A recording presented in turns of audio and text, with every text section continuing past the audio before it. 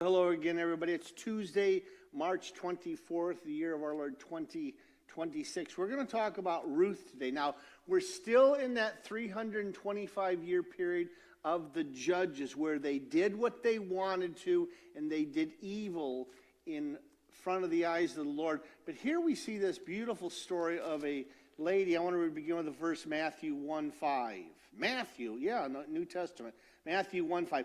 Salmon, the father of Boaz, whose mother was Rahab. Boaz, the father of Obed, whose mother was Ruth. Ruth is actually in the ancestry of Jesus Christ. And you're saying, how did that happen? Wasn't she a Moabite woman? Didn't they have a god named Komesh and they sacrificed babies?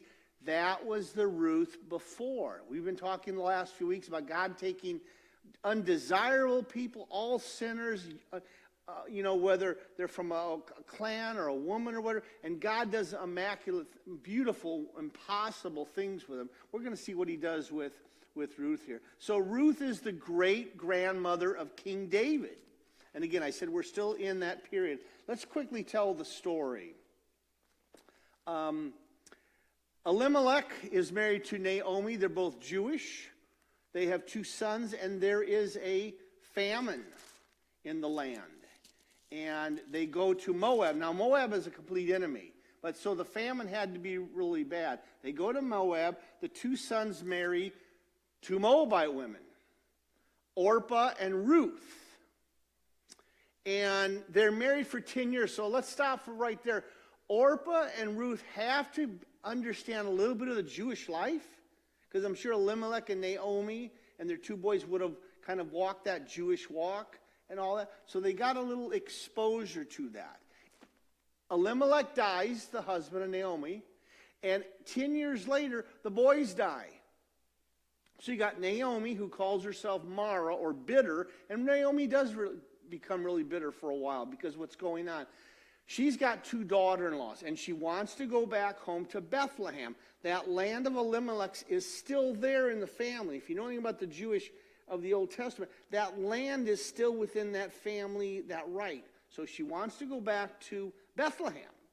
And she's got her 2 daughters. And she really says, daughters, just go back and live your life. Ruth is right next to Judges, by the way, so just keep going forward. Let's go to Ruth chapter 1, verse 16.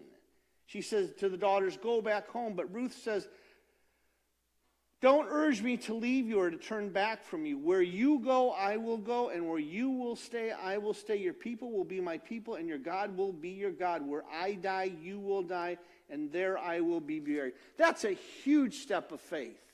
That's like you saying, I'm going to live in South Africa. Where I go, you go, and that's what she's making a huge commitment of our faith to our Lord. And they go back home, and they meet a relative called Boaz. Now, Boaz is going to be seen as the kinsman redeemer. And Boaz is a very successful man, Jewish, a relative of Naomi, and he is very good to Naomi when they come back. He's very good to Ruth. And Ruth actually works in the fields and all that, and he continues to just give and to give because he's really a good man out of his heart.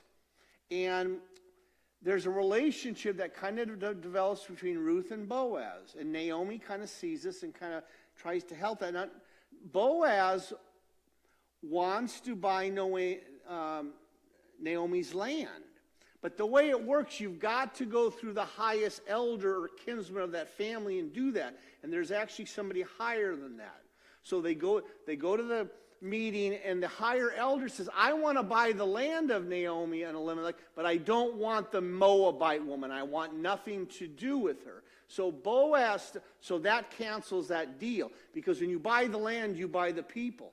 Boaz buys the land, marries Ruth, and so the story goes.